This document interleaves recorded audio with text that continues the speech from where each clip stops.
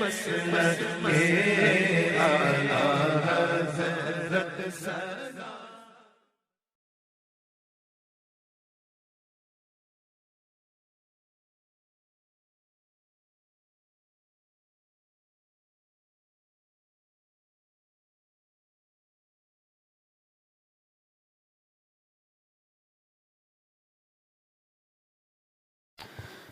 السلام علیکم ورحمۃ اللہ وبرکاتہ۔ الحمد للہ رب العالمین والصلاة والسلام علی سید الانبیاء والمرسلین وعلی آلہ وصحبہ اجمعین، اما بعد فاعوذ باللہ من الشیطان الرجیم، بسم اللہ الرحمن الرحیم۔ اولئک کتب فی قلوبہم الایمان وأیدہم بروح منہ، صدق اللہ مولانا العظیم وبلغنا رسولہ النبی الامین الکریم، ونحن علی ذلک لمن الشاہدین والشاکرین والحمد للہ رب العالمین۔ آئیے سب سے پہلے آقا نامدار مدنی تاجدار روحی فدا جناب احمد مجتبی محمد مصطفیٰ صلی اللہ تعالی علیہ وسلم کی بارگاہ بے کس پناہ میں ہدیہ درود نچھاور کریں۔ اللہم صلی علی سیدنا و مولانا محمد معدن الجود والکرم وآلہ الکرام وابنہ الکریم وبارک وسلم صلاة و سلاما علیک یا سیدی یا رسول اللہ صلی اللہ تعالی علیہ وسلم۔ آپ حضرات کافی دیر سے حضور سیدی اعلیٰ حضرت امام اہل سنت سیدنا امام احمد رضا خان فاضل بریلوی قدس سرہ العزیز کے عرس کی اس بابرکت بارونق تقریب میں حاضر ہیں۔ اللہ تبارک و تعالی ہماری حاضری کو قبول فرمائے۔ حضور سیدی اعلیٰ حضرت عظیم البرکت سیدنا امام احمد رضا خان فاضل بریلوی قدس سرہ العزیز کی وہ ذات گرامی ہے کہ آج تک لوگ آپ کے علوم و فنون کے تعداد کو ہی شمار کر رہے ہیں۔ علوم و فنون پر جو ہے وہ بحث کرنا تو دور کی بات، آپ کے علوم و فنون کی تعداد بڑھتے جا رہی ہے۔ شروع میں پہلے 40، پھر 50، پھر 54، پھر 55، پھر 56، پھر 60، پھر 90، پھر 100، پھر 110، جیسے جیسے جو ہے وہ حضور سیدی اعلیٰ حضرت کے فتاوے، آپ کے رسالے، آپ کی تصنیفات، آپ کی تحریرات، آپ کے قلم کے انداز کو علماء کرام مطالعہ فرماتے ہیں، اور ویسے ویسے ان پر واشگاف ہوتا جاتا ہے، ویسے ویسے ان پر یہ ظاہر ہوتا جاتا ہے کہ حضور سیدی اعلیٰ حضرت اس فن کے بھی ماہر ہیں، اس علم کے بھی ماہر ہیں، چاہے وہ علم جفر ہو، علم تفسیر ہو، علم حساب ہو، علم ہندسہ ہو، علم فقہ ہو، علم لوارغزمات ہو، یا چاہے علم فقہ ہو، علم حکمت ہو، علم فلسفہ ہو، علم منطق ہو، علم نحو ہو، علم صرف ہو۔ اگر ہم جو ہے وہ تو اتنے علوم کے نام بھی نہیں جانتے، حضور سیدی اعلیٰ حضرت ان تمام علوم و فنون کے ماہر۔ سبحان اللہ، سبحان وہ شان ہے حضور سیدی اعلیٰ حضرت کی، حضور سیدی اعلیٰ حضرت کی واقعی یہ اللہ کا خاص کرم، یہ حضور سیدی اعلیٰ حضرت کی کرامت ہے۔ مکہ مکرمہ آپ حاضر ہوئے، وہاں پہ خلیل امبیٹوی بھی آیا ہوا تھا۔ خلیل امبیٹوی ایک سوال لے کر، استفتاء لے کر وہاں شریف مکہ کی خدمت میں، وہاں کے مفتی اعظم مکہ کے پاس جو ہے وہ سوال لے کر آیا تھا کہ اس کا فتویٰ چاہیے، اس کا جواب چاہیے، علم غیب مصطفیٰ سے متعلق سوالات۔ اور دیکھیے حضور سیدی اعلیٰ حضرت اس محفل میں پہنچے، ابھی یہ استفتاء ابھی پیش نہیں کیا گیا تھا، اس سے پہلے ہی حضور اعلیٰ حضرت نے علم غیب مصطفیٰ پر تقریباً 2.5 گھنٹے بیان فرمایا۔ علم غیب مصطفیٰ کے ثبوت میں جب شریف مکہ نے دیکھا، بعد میں ویسے ہی استفتاء آیا تو فوراً حضور سیدی اعلیٰ حضرت کی خدمت میں ہی پیش کر دیا کہ حضرت آپ ہی اس کا جواب تحریر فرمائیں۔ اعلیٰ حضرت بخار، سخت بخار کے عالم میں، اور 2 روز میں فتویٰ لکھ کر اور جو ہے وہ پیش کرنا ہے شریف مکہ کے پاس۔ جمعرات کے دن، منگل کے روز جو ہے آپ کو استفتاء دیا گیا، جمعرات کو پیش کرنا تھا، لوگوں کے سامنے پڑھنا تھا، سنانا تھا۔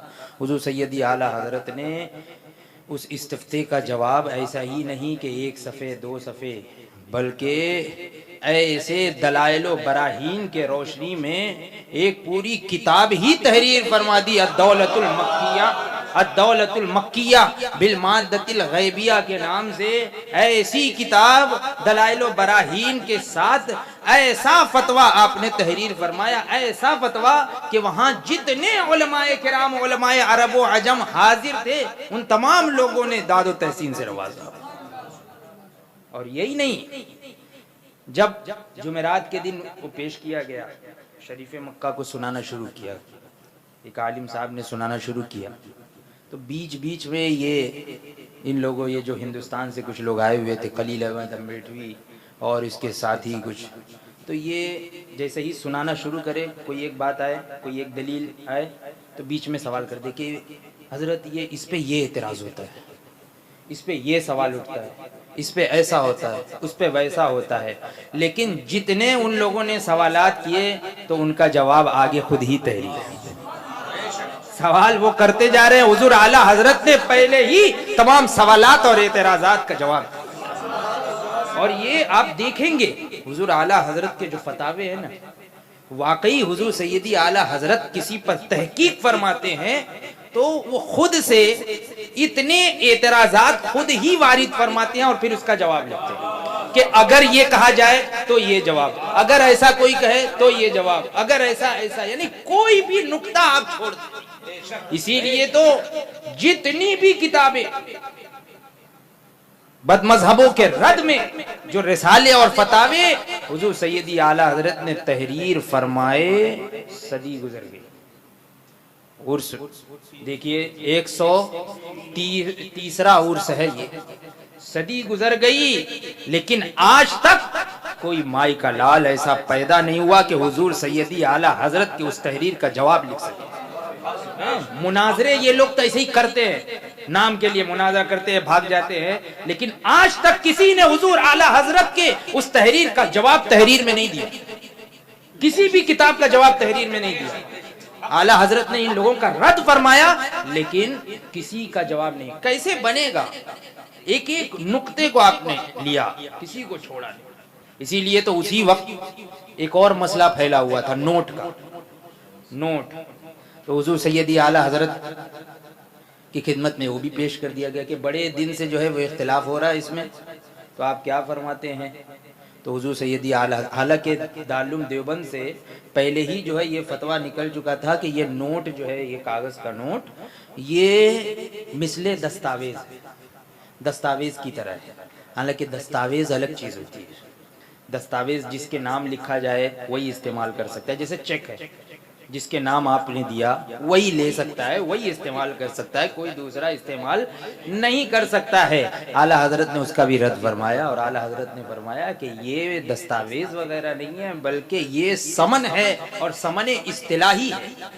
یہ نوٹ اصل میں پہلے سکے چلتے تھے، سونے کے، چاندی کے، گیلٹ کے، پیتل کے، اس کی کوئی قیمت ہوتی تھی۔ نوٹ تو یہ کاغذ کا ایک ٹکڑا ہے، اس کی کیا قیمت ہے، کیا حیثیت ہے؟